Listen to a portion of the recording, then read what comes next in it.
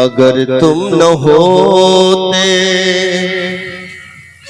अगर तुम न होते जहां में प्रभु जी, सच बता रहा हूं देवा, अगर तुम न होते जहां में प्रभु जी, जहां में प्रभु जी, न जाने हमारा क्या हाल होता।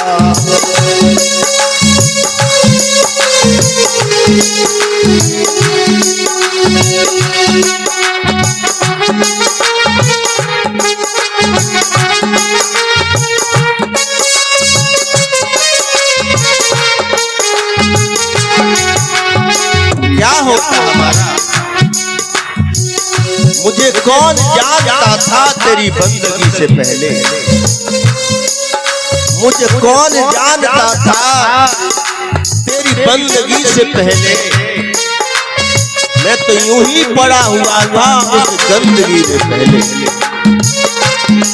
सबने मुझे फटकारा, सबने मुझे दुत्कारा, अब सब लोग पूछते हैं सभा में सबसे पहले, मुझे कौन जानता था तेरी बंदगी से पहले।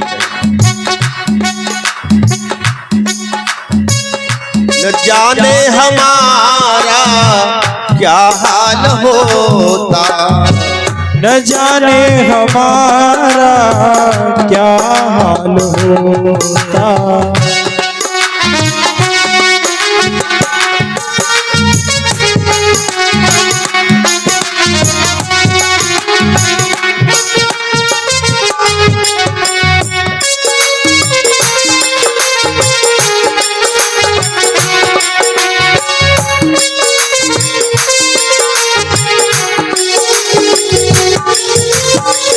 अगर तुम न होते जहां में मेरे स्वामी, अगर तुम न होते जहां में स्वामी, न जाने हमारा क्या हाल होता, न जाने हमारा क्या हाल होता। चेतन गमों का मारा हुआ है, चेतन गमों का मारा हुआ है, तेरे सामने लेकर के रोता, तेरे सामने हिचकी लेकर के रोता, तेरे सामने हिचकी लेकर के रोता। अगर तुम न होते,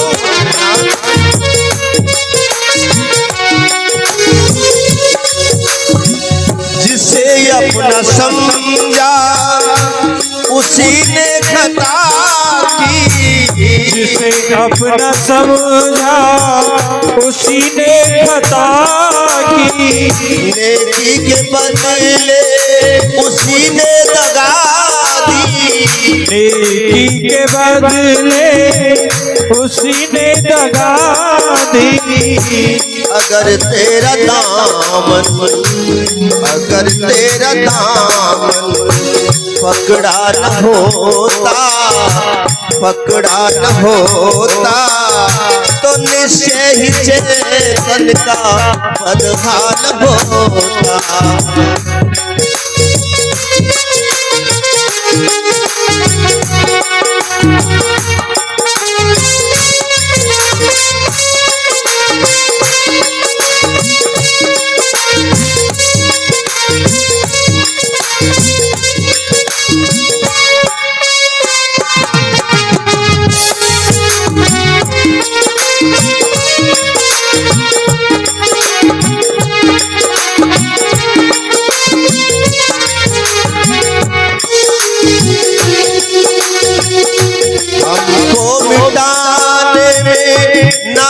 कसर छोड़ी, हमको मिटाने में ना कसर छोड़ी। पर हमने तुमसे सच्ची प्रीत जोड़ी, पर हमने तुमसे प्रीत सच जोड़ी। और चिंटू चिंटू ये सेवला में बता दी। पर हमने तुमसे सच्ची प्रीत जोड़ी, पर हमने तुमसे प्रीत सच जोड़ी। अगर तुम न होते, अगर तुम न होते रक्षक प्रभु जी, अगर तुम न होते सहायक प्रभु जी, तो निश्चय ही चैतन्य का बदहाल होता। निश्चय ही चैतन्य का बदहाल हो।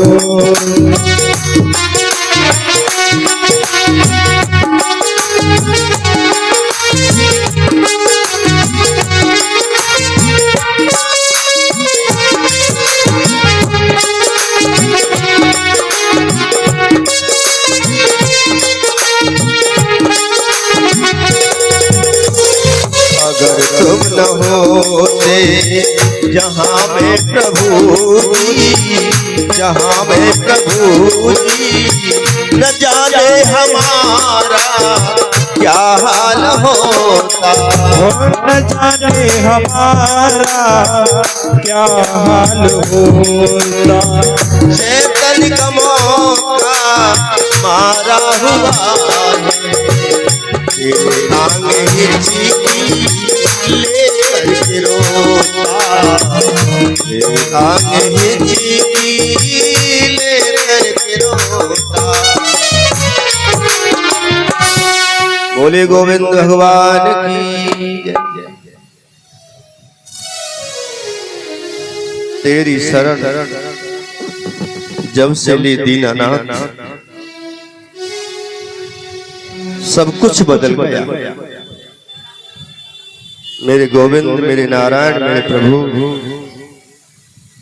आप ही हैं, हम ही हैं। आपसे सब विद नाथ कमई।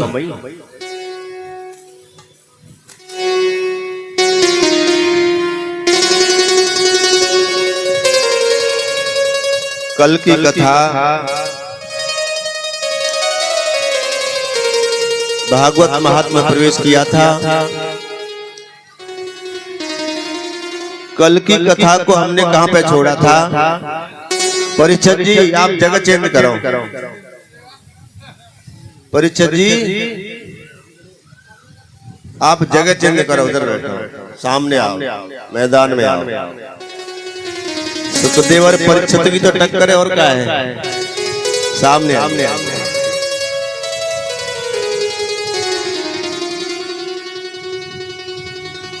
या फिर मुंबई आगे जाना पड़ा।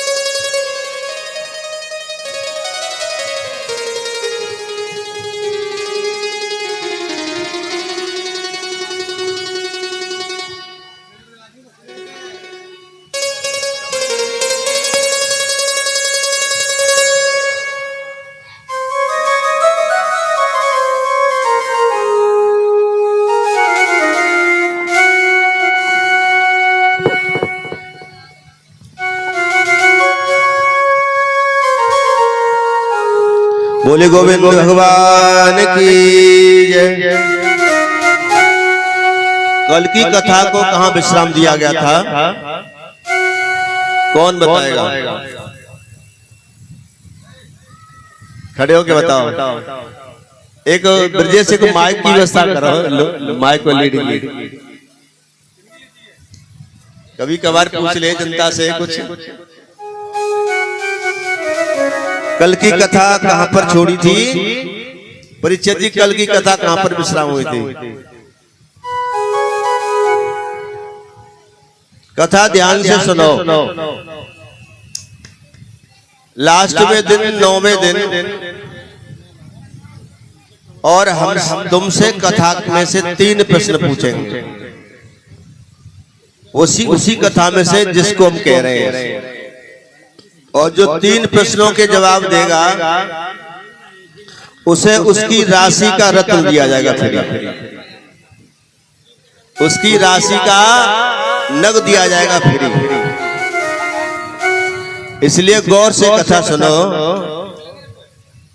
मात्र 3 प्रश्न पूछेंगे और तीनों रानों को जो पार कर देगा उसे उसकी राशि का नग दिया जाएगा, रत्न, फ्री। इसलिए ध्यान से सुनो। सच कह रहा हूं, झूठ नहीं कह रहा हूं। तो कल की कथा कहाँ विश्राम हुई थी?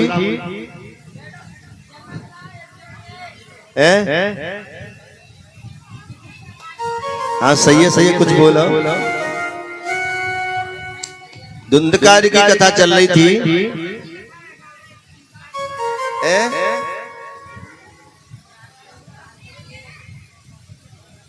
कथा मतलब धुंधकारी का उद्धार किया। गोकर्ण महाराज ने धुंधकारी जो प्रेत बना था, उस प्रेत मुक्ति कर के लिए उससे भागवत कथा का आयोजन किया। उसने 7 दिन की कथा सुनी। कथा सुन के वो भगवान के धाम को चला गया। यहाँ पर कथा का कल विश्राम हुआ। बहुत सुंदर, ताली बजाओ उनके लिए।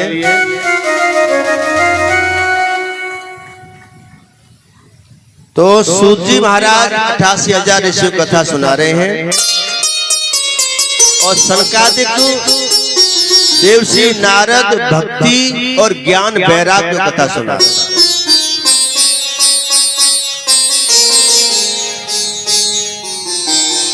धुंधकारी और उसका भाई है गोकर्ण। गोकर्ण बड़ा ही धर्मात्मा, पुण्यात्मा, भगवान का भक्त, और धुंधकारी दुष्ट। ऐसा कोई अवगुण नहीं, ऐसी कोई बुराई नहीं जो धुंधकारी के अंदर न थी। मांस भक्षण करता था, शराब पीता था, जुआ खेलता था, वेश्यावृत्ति करता था, चोरी करता था, सारा धन बर्बाद कर दिया। एक दिन उसने अपनी माँ को पकड़ लिया, केस पकड़ लिया अपनी मैया के और जमीन पे गिरा दिया, गर्दन पर पैर रख दिया। बोल, तूने मुझसे अलग कहां धन को छुपाया है? मुझे चाहिए पैसा। वो धुंधली भाई रोने लगी, कहने लगे बेटा तेने जितनो सारा धन से बर्बाद कर दिया, मुझे कहाँ है पैसा, कहां से लाऊं? धुंधकारी बोला, सुन, अगर तूने पैसा नहीं दिया तुझे मार दूंगा। ऐसी संतान से तो न हुई कोई अच्छा। उसी रात में वो धुंधली और चली गई, घर से निकल गई, कहीं जाकर के कुआं में गिर के उसने प्राण दे दिए। स्वतंत्र हुआ, शराब पान करने लगा। कहते हैं ना, भगवान अगर जो मीठी होती,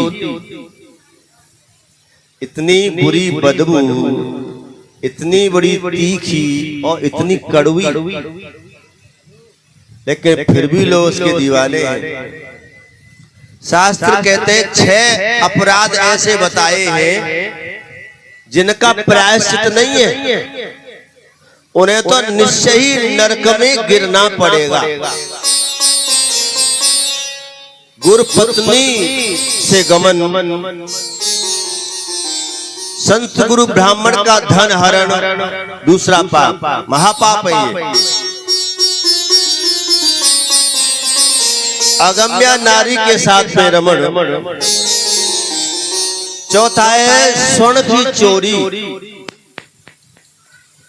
पांचवा है अबोध बच्चों का अपहरण, ये महापाप में आते हैं।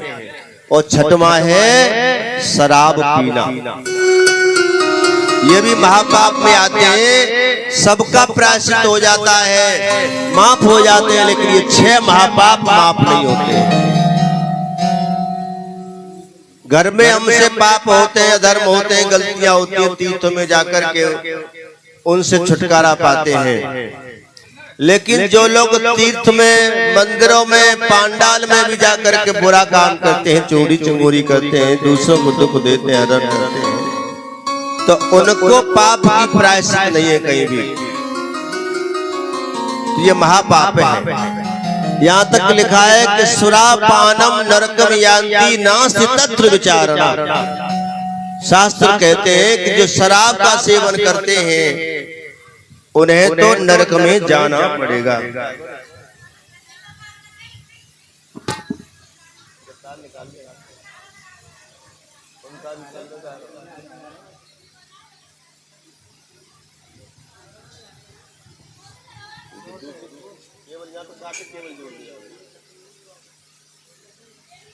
तो सुरापानम नरकम यान्ति नास्ति तत्र विचारणा। शराब पीने वाले को नरक में जाना पड़ेगा, कोई रोक नहीं सकता। मांस पाचनम कुर्ते भुक्तुताते नरः। जो अपने जीव के स्वाद के लिए अंडा भक्षण करते, अंडा खाते हैं, भैंसा बकरा मुर्गा की हड्डियां चबाते हैं, वो लोग भी नरकगामी होंगे। क्योंकि तुम्हारे वो स्वाद के कारण कितनी जीव हत्या हो रही है। इस संसार में हर जीव, हर प्राणी, कीट पतंगा, पशु पक्षी, जीव जंतु, यही 84 लाख योनियां हैं। सब अपना अपना उम्र, अपना अपना कर्म, अपना भाग लेकर के भोगने के लिए संसार में आते हैं। और उन्होंने भोग नहीं पाया, पैदा भी नहीं हुआ, तुमने उसको अपने जीव का स्वाद बना लिया। तो तुम्हारे जीव के स्वाद के कारण कितनी हत्याएं हो रही हैं। तो जिस जीव का तो भक्षण करते हो, उसकी बाकी उम्र तुम्हें वही जीव बन करके भोगनी पड़ेगी नरक में जाकर के। नरक भोगने के बाद, इसलिए ये अंडा, मीट, मछली खाना छोड़ दो, शराब पीना छोड़ दो, यदि नरकों से बचना है तो। ये शास्त्र कहते हैं। तो शराब का सेवन उसने किया, अंत में मरकर के पिशाच बना। वो तो भलो हो गोकर्ण महाराज को, जाने भागवत कथा को आयोजन करके वो पापी से पापी, महापापी धुंधकारी का उद्धार किया। शराब जो छोड़ना चाहते हैं या छुड़वाना चाहते हैं, उनके लिए मैं कुछ बातें बता रहा हूं।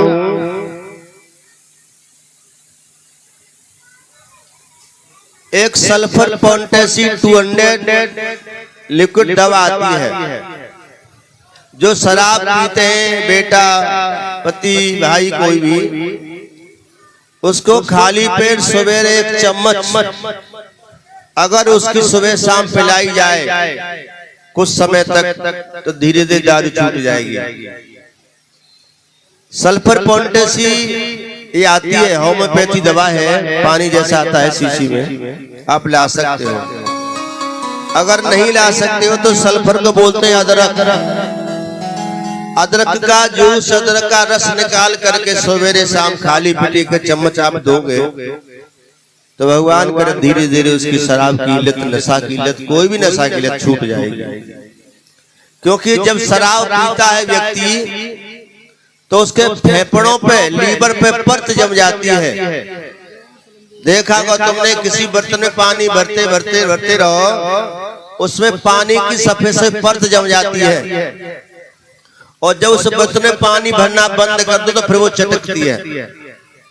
ऐसे ही लीवर पर, फेफड़ों पर वो परत जम जाती है। जब उसको शराब नहीं मिलती है तो वो चटकती है, खुश्क होती है, तब इसलिए उसे तीव्र इच्छा होती है पीने की। जैसे जमीन चटक जाती है और चटकी जमीन पर जब तुम जल डालोगे, पानी डालोगे, तो फिर वो पुनः जमीन शीतल हो जाएगी। ऐसे ही तीव्र इच्छा होती है और चाहे फिर वो कुछ भी करने के लिए तैयार हो जाता है, उसे शराब चाहिए, न चाहते हुए भी वो पीता है। तो इसलिए वो चीज आप यूज करोगे तो धीरे धीरे वो पर छूटेगी और वो इच्छा उसकी खत्म होगी।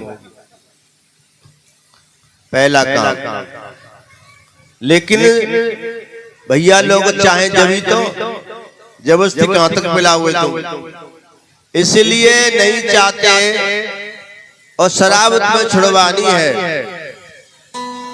तो जो शराब पीते हैं वही शराब लेकर के और भैरव बाबा को इतवार के दिन वो शराब अर्पण करो। भैरव बाबा को, महाकाल, संडे के दिन, इतवार के दिन। ये मन में भाव रखो, हमारा भैया, हमारा बेटा, हमारे पति जी पीते हैं शराब को, हे भैरव बाबा ऐसी कृपा करो आज से इनकी ये दारू छूट जाए, इसको आप ग्रहण कर लो। तो भैरव बाबा की कृपा होगी, बुद्धि बदलेगी। जो शराब पीते हैं अगर उनको नीले नग चांदी की अंगूठी में बनवा कर, बीच की उंगली, ये उंगली शनि की होती है, ये भाग्य की उंगली भी होती है, भाग्य रेखा भी यहाँ होती है, ये शनि। इसमें अंगूठी पहनवा दी जाए तो शनिदेव, नीला नग शनिदेव का होता है। और शनिदेव जब आते हैं तो बुद्धि बिगड़ती है, सबसे पहले माइंड बिगड़ता है। तो शनिदेव कृपा करेंगे और बुद्धि बदलेंगे, दारू उसकी छूटेगी। ऐसा हम करें और फिर भी ना छूटे तो जो शराब पीते वो शराब आप ले लो और उतना ही बड़ी बोतल में उसमें सरसों का तेल मिला लो। सरसों का तेल मिला के बड़ी बोतल में मिला करके बहते पानी में, यमुना जी में, किसी नहर नदी में उल्टी ढक्कन लगा के उल्टा उसको गाड़ दो, उसमें ऊपर से पानी बहता रहे इस तरह से उल्टा, तो उसकी दारू छूट जाएगी। ऐसा विद्वान जन कहते हैं। बोले गोविंद भगवान की जय। तो इस तरह से उस धुंधकारी ने शराब का सहारा लिया और शराब कहते हैं ना, शराब पीने वाले की आत्मा मर जाती है, बुद्धि काम नहीं करती। ऐसा कौन सा घिनौना काम है शराब पीने वाला नहीं कर सकता। आप सुनते होंगे न्यूज पेपर में आती है खबरें कि फला जगह पर फलाने व्यक्ति ने शराब पी करके अपनी बहन बेटी के साथ में ही काला मुंह कर दिया। क्योंकि शराबी मदान हो जाता है, इसका कोई अपना सगा नहीं होता, न जाने कब इनकी इंद्रियां गलत राह पे निकल पड़े।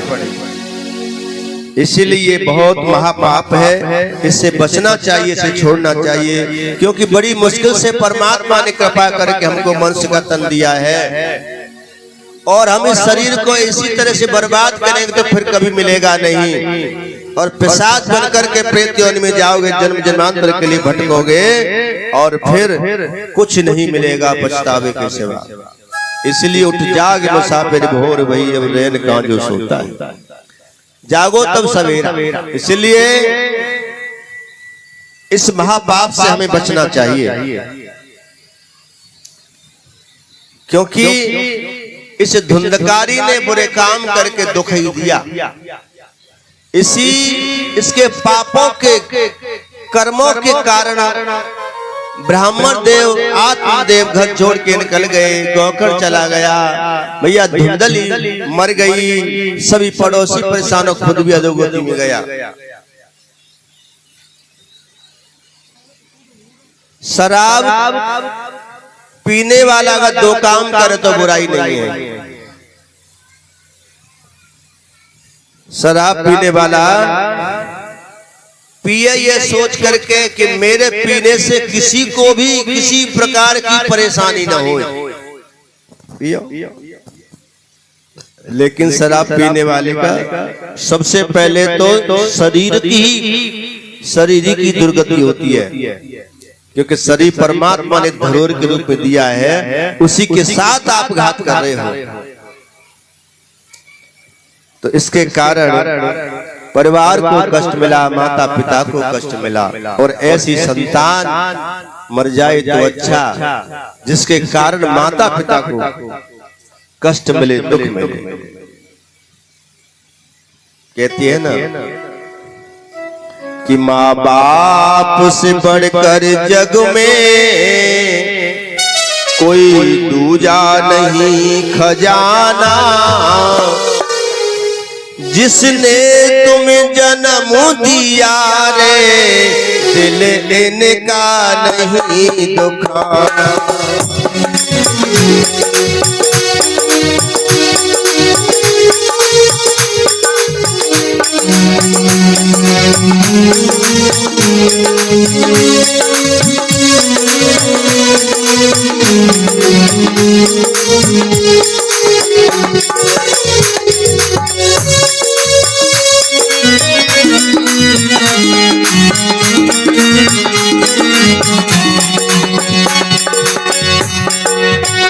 क्योंकि माँ बाप के ऋण से संतान कभी उर्ण नहीं हो सकती। सच कहते हैं, संतान अपने चमड़ी का जूता बना करके माता पिता को पहना दे तो भी उनकी ऋण से उर्ण नहीं हो सकता, क्योंकि माता पिता ही संतान का अवश्य सब कुछ निर्माण करने वाले होते हैं। ये सच है। जिन माँ की सेवा करी नहीं, जीवन भर सुत वो रोते हैं, भगवान का ऋण चुक जाता है, पर माँ से पूर्ण न होते। भगवान का ऋण चुक जाता है, पर माँ से ऋण होते।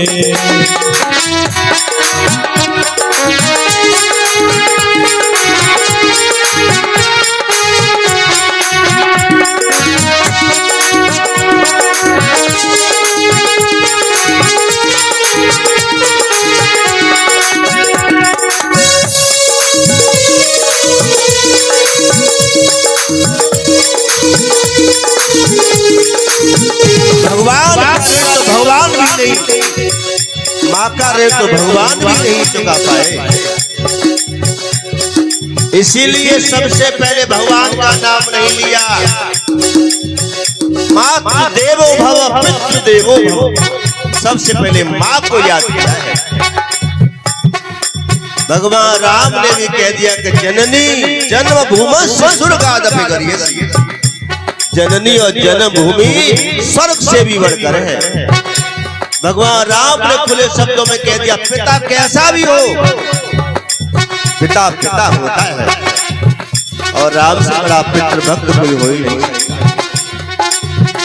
इसीलिए कह दिया, जिन माँ की सेवा करी नहीं, जीवन भर सुत वो रोते हैं,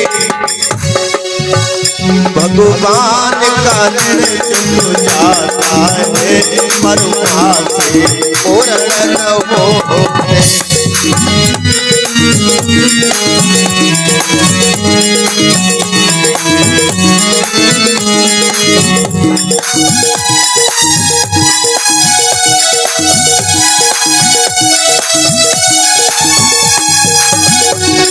हम भगवान ढूंढने के लिए निकलते हैं, तीर्थों में, गुरुद्वारों में, मंदिरों में, मस्जिदों में भगवान को देख रहे हैं। ना ना ना, वहां नहीं मिलेगा।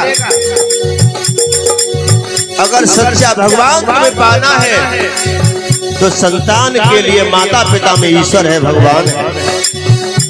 जिस संतान के कारण माता पिता की आंखों में आंसू आ गए, वो कितना भी धर्म कर ले, तीर्थ कर ले, कभी भगवान प्रसन्न नहीं हो सकते। संतान के लिए माता पिता में ही भगवान है, शिष्य के लिए गुरु में ही भगवान है। गुरु को छोड़कर कहीं अन्यत्र भगवान ढूंढोगे कभी नहीं मिलेगा। और नारी के लिए पति में ही भगवान है। जिनके पति है वो पति को परमेश्वर समझ करके सेवा करे तो भगवान का दर्शन होगा। कहते हैं खुद गीले में सोती है और सुत सूखे में सोते हैं। हम भी बड़े अभागे हैं, हम भी माँ की सेवा नहीं कर पाए। बचपन में ही माँ का प्यार हमसे जुदा हो गया। बहुत याद आती है वो लोग बड़े सौभाग्यशाली हैं जिनके ऊपर माता पिता की छत्र छाया है। पिता आकाश की संज्ञा पिता को दी है और धरती की संज्ञा माँ को दी है। जिससे से धरती अपने भक्तों के लिए खुद बिछौना बन जाती है, ऐसी माँ अपने संतान के लिए बिछौना बन जाती है। पिता आकाश बनकर के छत्र छाया करता है। हर माँ भोजन की थाली परोसती अपने बेटा बेटी के सामने, लेकिन पिता यही चाहता है कि आगे चल के भविष्य में ऐसा मेरी संतान मेरा बेटा बेटी बन जाए कि जिनके लिए थाली भर करके आए, ऐसी नींव डालता है। इसलिए खुद गीले में सोती है और सुत सूखे में सोते हैं। और करे करे याद अरे माँ की चैतन्य सभा में रोते हैं। बहुत याद आता है।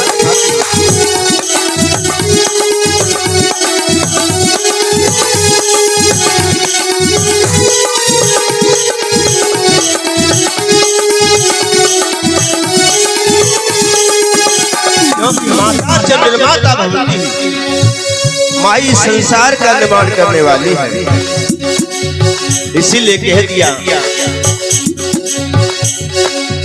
माँ बाप से बढ़कर जग में कोई दूजा नहीं खजाना। जिसने तुम जन्म दिया रे दिल का नहीं दुखाना। जिसने तुम्हें जन्म दिया रे दिल उनका नहीं दुखाना।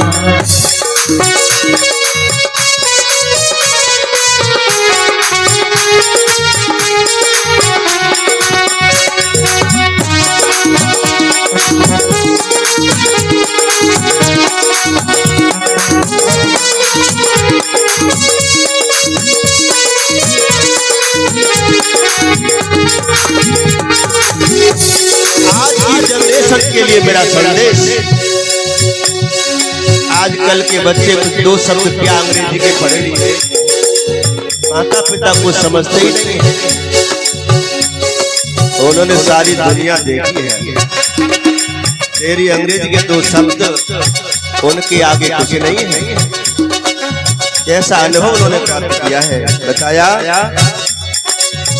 9 मास गर्भ में रखा, सीने का दूध पिलाया। 9 मास गर्भ में रखा, सीने का दूध पिलाया। खुद भूखी प्यासी रहकर के तुमको पालन किया। खुद गीले में सोई और तुम्हें सूखे में सुलाया। खुद गीले में सोई और सुत सूखे में सुलाया। याद करो वो पूस की रात, भरी ठंड की रात, तुम माँ की बगल में लेटे हो। थोड़ी देर के बाद तुमने पेशाब कर दिया, माँ का बिस्तर गीला हो गया। माँ ने दूसरी साइड में बच्चे को सुला लिया, खुद गीले में सो गई। अरे तुमने तो दूसरी साइड को भी गीला कर दिया, माँ ने तुम्हें छाती पर सुला दिया। लेकिन ओरे नालायक, तूने तो छाती को भी गीला कर दिया। लेकिन सारी रात माँ उस गीले में सोती रही, अपने बच्चे को कहीं ठंड न लग जाए सूखे में सुलाने का प्रयास किया। धन्य है सीमा, बड़ा कर्ज है माँ का तुम पर, बड़ा कर्ज है माँ का हम पर, इसको भूल न जाना, जिसने तुम्हें जन्म दिया रे, दिल इनका नहीं दुखाना, जिसने तुम्हें जन्म दिया रे, दिल उनका नहीं दुखाना।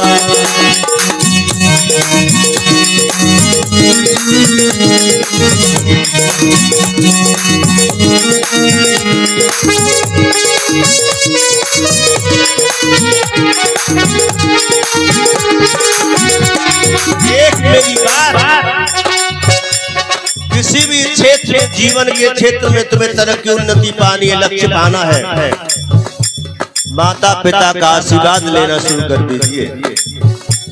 भगवान वो कामयाबी लेकर के आपके सामने उपस्थित हो जाएगा, क्योंकि माता पिता के आशीर्वाद को भगवान भी नहीं टाल सकते। बताया माँ से कम नहीं होता, देख पिता का दर्जा, माँ से कम नहीं होता, देख पिता का दर्जा, चेतन भूल न जाना, तुम अपने पिता का दर्जा, ओ चेतन भूल न जाना, अपने पिता का दर्जा। हर बड़ा चाहता है मैं भूखा रह लूं, मैं कम वस्त्र पहन लूं, लेकिन मेरी संतान बढ़िया पहने, बढ़िया खाए। हर बाप ये चाहता है। और मैंने जो अरमान पूरे नहीं कर पाया, मैं कुछ नहीं कर पाया, मेरी संतान वो करे, ऐसा भाव हर पिता के अंदर होता है। और जब बेटा कोई अच्छा काम करके चलता है ना, तो बाप की छाती चौड़ी हो जाती है, मेरा बेटा है, मेरी संतान है। और वही संतान जब कोई गलत कार्य करती है, गलत राह पे चलती है ना, आहा, उस पिता के आंसू रुक नहीं पाते। माता पिता में फर्क इतना ही है कि जब माता का दिल दुखाया जाता है तो माँ के आंसू बाहर निकल आते हैं, और जब पिता का दिल दुखाया जाता है तो रोता पिता भी है, लेकिन आंसू बाहर नहीं आते, वो दुनिया को नहीं देखता। चेतन भूल न जाना, तुम अपने पिता का दर्जा,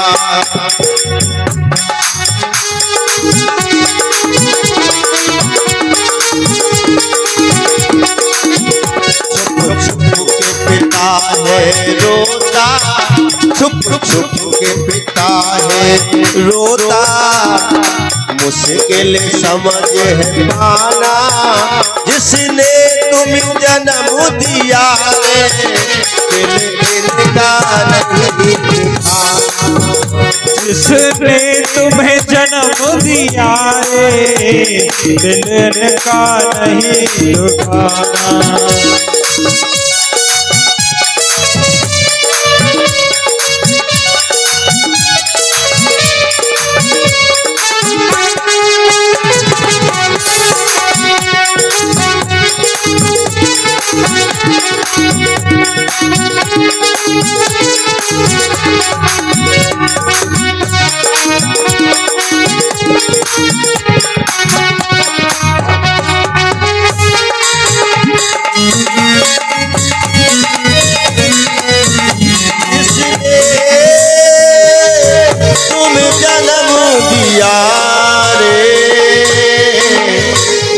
का नहीं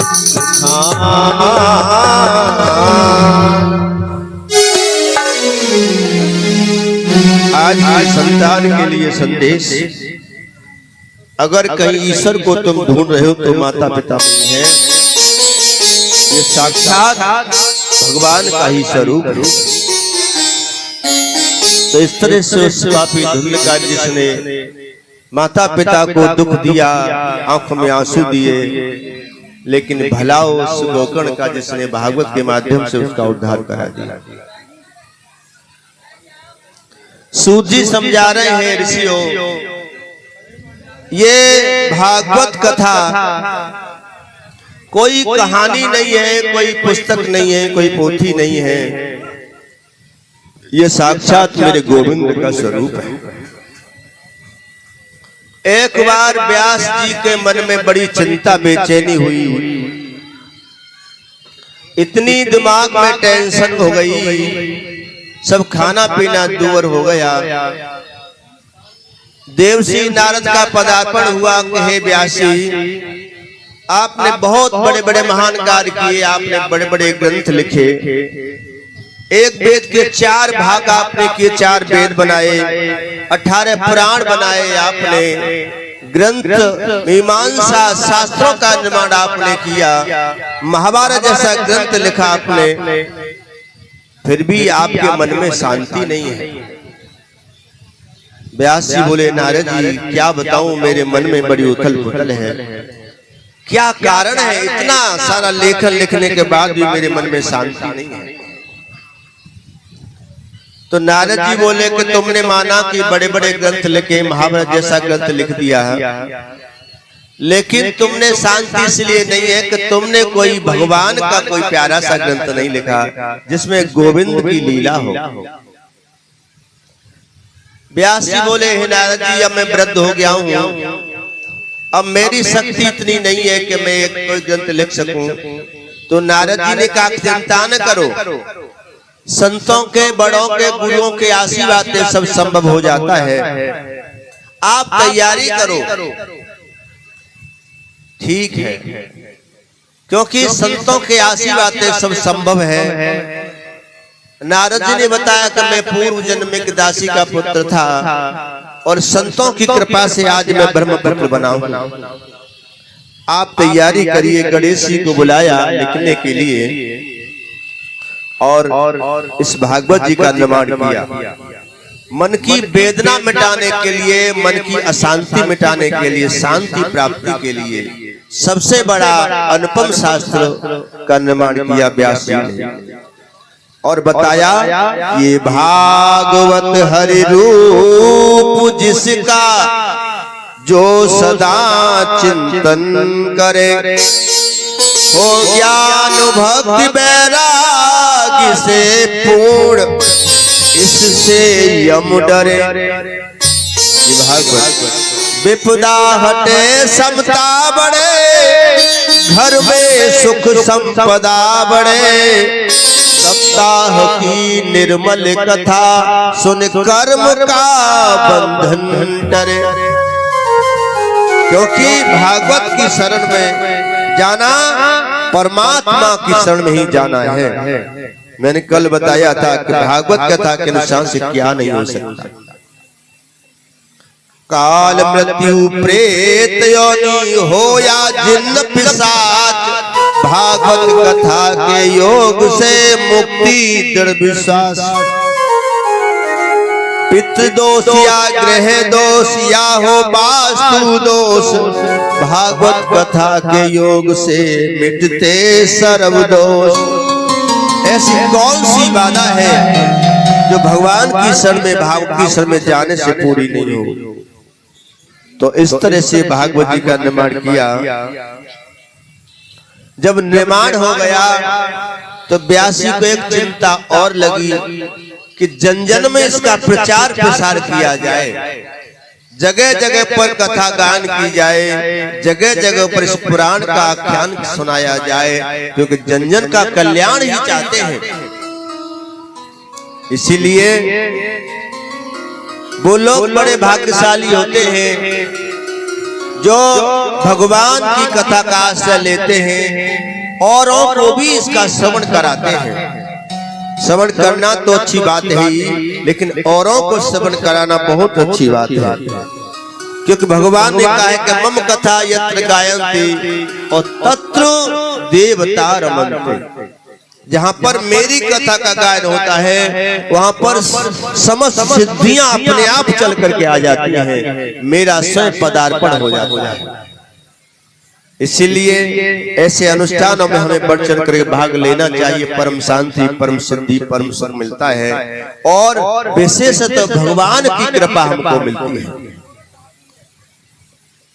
जब एक भगवान की कृपा से सारे कार्य अपने आप हल होते हैं। ग्रह कितने होते हैं? कितने ग्रह होते हैं? 9 10 होते हैं।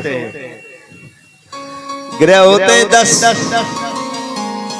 9 ग्रह तो आप जानते ही हैं, सूर्य, चंद्र, मंगल, बुध, गुरु, शुक्र, शनि, राहु, केतु।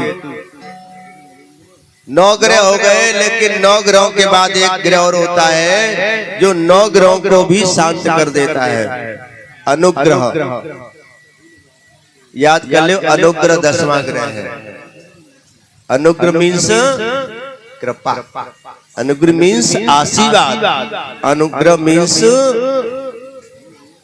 दुआ।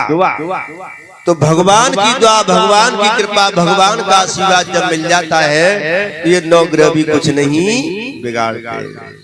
तो भगवान का ये 10वीं कृपा भागवत की समय जाने से अनुग्रह मिलता है। जन जन तक कैसे ये पहुंचे, ये चिंता व्यास जी को लगी।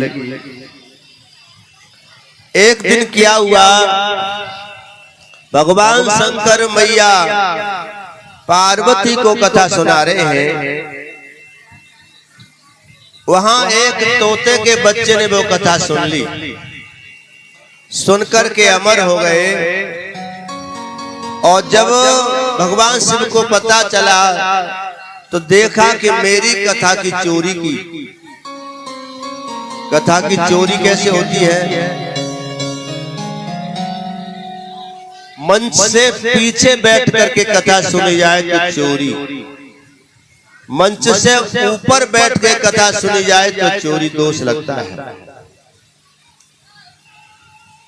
महाभारत के मैदान में भगवान कन्हैया ने अर्जुन को गीता का ज्ञान दिया, विशिष्ट कथा सुनाई। जब कथा ज्ञान गीता का पूरा हुआ, अर्जुन ने आशीर्वाद मांगा, प्रभु इसी तरह से आपका आशीर्वाद बना रहे, मुझ पर कृपा करना। हनुमान जी ऊपर बैठे रथ की ध्वजा पर। महाभारत के मैदान में अर्जुन के रथ पर हनुमान जी विराजमान है। हनुमान जी बोले, गोविंद मुझ पर भी कृपा करना, मैंने भी आपकी कथा सुनी है। गोविंद बोले, हनुमान जी ठीक है, कथा आपने सुनी है, लेकिन आप पिशाच बनोगे। उस कथा के सुनने से अर्जुन का तो उद्धार हुआ, हनुमान जी को पिशाच बनने का श्राप लगा, क्योंकि तुमने कथा वक्ता से मंच से ऊपर बैठ के सुनी है, ध्वजा पर। तब फिर हनुमान जी को और उसकी भक्ति करने का आदेश दिया, तब जा करके वो पिशाच योनि छूटी हुई। तो इसलिए तो भगवान शंकर ने पीछा किया, प्राण बचाने के लिए वो तोता का बच्चा दौड़ा, भागा और व्यास मुनि के आश्रम में आ गया। व्यास पत्नी उस समय सो रही है, खर्राटे लेके मुंह फाड़ के कौन कौन सोता है? मुंह फाड़ के नहीं सोना चाहिए। खर्राटे आते नहीं, खर्राटे खर खर, खुद तो सोते हैं, दूसरे को नहीं सोने देते। जिनको, ये भी एक बीमारी है, जिनको खर्राटे आते हैं वो 3 दिन लगातार देसी गाय का घी सेवन करें। नाक में थोड़ो थोड़ो शुद्ध देसी गाय का घी डालें तो वो खर्राटे दूर हो जाएंगे। तो खर्राटे लेकर के सो रही हैं। व्यास पत्नी तोता बने आए और उसमें जाकर के समा गए, अंदर चले गए गर्भ में, पेट में। भगवान शंकर पीछे आवाज लेकर व्यास जी तुम्हारी कुटिया में मेरा चोर है। व्यास जी बोली भोलेनाथ कैसा चोर, का चोरी कर ली तुम्हारी, तुम्हारे पास ऐसा है का? भोले बाबा बोले मेरी कथा की चोरी कर ली। ज्ञान सबसे बड़ी संपत्ति होती है। चोरी कर ली, छुप करके कथा ग्रहण की है। कौन सी कथा? अमर कथा। अब तक तुमने अमर कथा का नाम सुना होगा, लेकिन कोई अमर कथा होती ही नहीं है। अभी तक ये निर्णय नहीं हो पाया कि भगवान भोलेनाथ ने पार्वती को जो कथा सुनाई, राम कथा सुनाई या शिव कथा सुनाई, देवी कथा सुनाई या भागवत सुनाई, अभी इसका निर्णय नहीं हो पाया। लेकिन उसको अमर कथा नाम दे दिया गया। और अमर कथा नाम की कोई पुस्तक आज तक नहीं है, कहीं भी नहीं। एक कथा और तुम सुनते हो, करवाते हो घर घर में। कोई कोई तो हर पूर्णिमासी को कराता है। कौन सी कथा? सत्यनारायण की कथा। लेकिन सत्यनारायण की कथा होती ही नहीं है। सत्यनारायण की कोई कथा नहीं है। नारायण विष्णु का नाम है, भगवान विष्णु का नारायण नाम है। नार माने जल, अयन माने घर, जिसका जल ही घर है उसे कहते हैं नारायण। सत्यनारायण कैसे नाम पड़ा? सत्यनारायण कहां से नाम पड़ा? ये सत्यनारायण नाम भगवान भोलेनाथ ने दिया। हमारी शिव पुराण की कथा सुनना, आप चैनल पे आती है। जब ब्रह्मा और विष्णु में आपस में द्वंद्व हुआ, कौन है बड़ा? जब द्वंद्व ज्यादा बढ़ गया तो शिवलिंग ज्योतिर्लिंग के रूप में शिव जी का प्राकट हो गया। कहा कि जब तुम बड़े माने जाओगे, जो बिंब खड़ा है ज्योतिष स्वरूप, इसकी आप जाकर के जांच करो, इसका अंत कहां पर है, शुरू कहां पर है।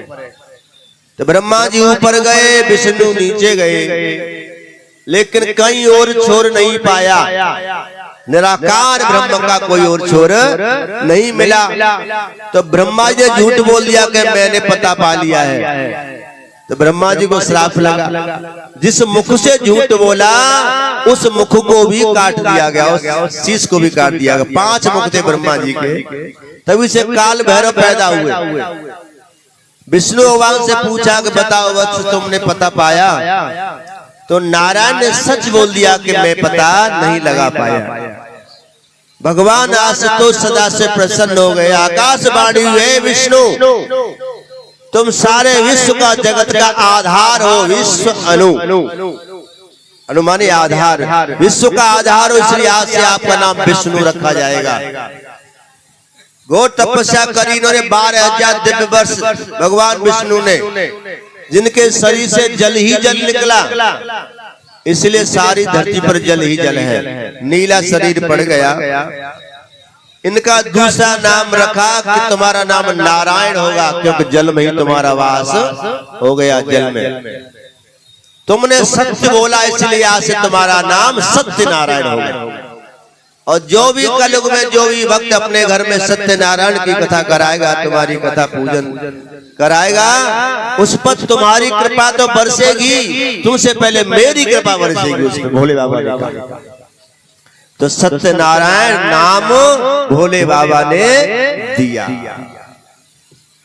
कैसी बात लगी? ताली कौन बजावे? अच्छी बात करोगे तो बिना सोचे सबने ताली बजा दिया करें। भोले बाबा प्रसन्न हो जाते हैं। ये शिव पुराण का है, नई बात बताई। तो इस तरह से भोले बाबा, तो वास्तविकता तो यह है, अमर कथा, जिस कथा को, जिस ज्ञान को सुन करके हमारे अंदर से मृत्यु का भय खत्म हो जाए, हमारे अंदर का मरण जन्म का चक्कर मिट जाए और हम आत्म साक्षात कर लें, हम आत्मा को जान लें और आत्मा में स्थित होकर के जीवन यापन करने की कला हमको मिल जाए। इस माध्यम को, इस साधना को, इस ज्ञान को ही अमर कथा कहा है। राजा परीक्षित को श्राप लगा, आगे कथा सुनेंगे आप। अभी तो सनकादिक की कथा चल रही है और सूत जी की चल रही है, 88 ऋषियों को सुना रहे हैं। अभी सुखदेव की कथा नहीं आई, सुखदेव को जन्म, सुखदेव की जन्म की बात चल रही है, अभी तो कथा की नहीं। तो राजा परीक्षित को श्राप लगा कि 7वें दिन तुम्हें तक्षक नाम का भयंकर विष डस लेगा और सर्प के डसने से जिसकी मृत्यु होती है उसे अधोगति में जाना पड़ता है। जल में डूबने के कारण, किसी नारी के हाथों मरने के कारण और सर्प के डसने के कारण मृत्यु जिसकी होती है, वो कितना भी धर्मात्मा क्यों न हो, उसे नरक में अधोगति में जाना पड़ता है। तो ये श्राप लगा परीक्षित को। हम तुम सब परीक्षित ही है, परा इच्छति थी परीक्षित, जिसे परम लोक की इच्छा है, जिसे आत्म उद्धार की इच्छा है, जिसे परमात्मा की प्राप्ति की इच्छा है, वही है परीक्षित। परीक्षा इत परीक्षति, जो संसार में परीक्षा देने के लिए आया है। ये संसार एग्जामिनेशन स्थल है, या हम तुम सब परीक्षा देने के लिए आए हैं। जिसको अच्छा टीचर मिल जाएगा, जिसको अच्छा गुरु मिल जाएगा, अच्छी पढ़ाई जो कर लेगा, अच्छा ज्ञान प्राप्त जो कर लेगा, वही इस परीक्षा में पास होगा। संसार की परीक्षा पास करने के लिए नकल भी चल जाती है, रिश्वत भी चल जाती है, लेकिन उस लोक की परीक्षा पास करने के लिए नकल नहीं चलेगी, रिश्वत नहीं चलेगी। इसीलिए अच्छा क्लास टीचर ढूंढ ले, कोई अच्छा अध्यापक ढूंढ ले जो तुम्हें इस परीक्षा में पास करा सके, तुम्हारी कोचिंग कर सके। राजा परीक्षित ने सुखदेव जैसा टीचर ढूंढा,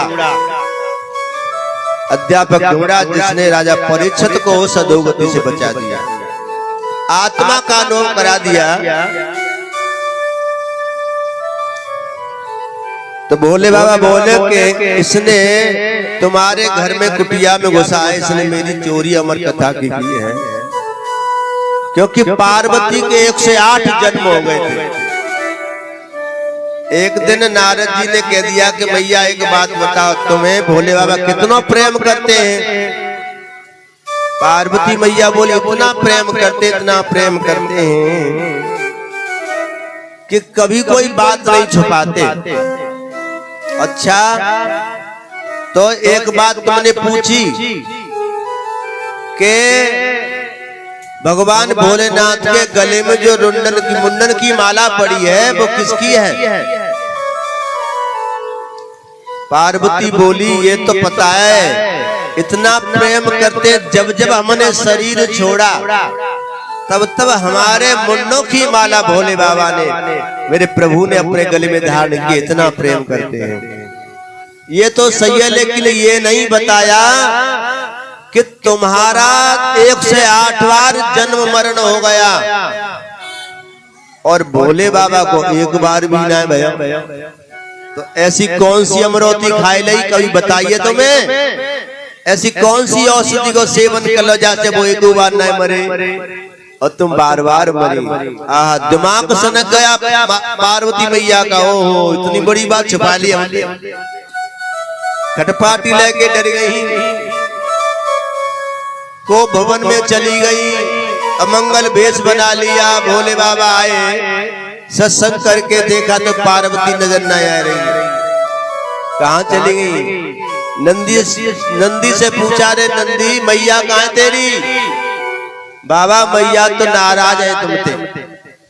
को भवन में पहले एक कमरा ऐसा होता था जिसमें अंधेरा होता था। जब ये मैयाएं देवियां रूठ जाती थी तो चुपचाप उसी में चली जाती थी अंध कोठरी में। आदमी उनके देवता पतिदेव समझ जाते थे कि हमारी प्राण प्यारी कुछ नाराज है, तब फिर मनवाए में बड़ा आनंद आवे तुम्हें। तो भोले बाबा गए, देवी कहा बात है कि तुम तो बहुत बड़ी कपटी हो, तुम तन के काले मन के काले हो, क्यों कि तुम इतने कपटी हमसे बात छुपा लेते हो।